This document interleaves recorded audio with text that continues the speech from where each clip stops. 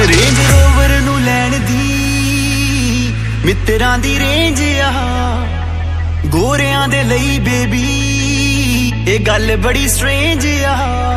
Range Rover ਨੂੰ ਲੈਣ ਦੀ ਮਿੱਤਰਾਂ ਦੀ ਰੇਂਜ ਆ, ਗੋਰਿਆਂ ਦੇ ਲਈ ਬੇਬੀ ਇਹ ਗੱਲ ਬੜੀ ਸਟ੍ਰੇਂਜ ਆ।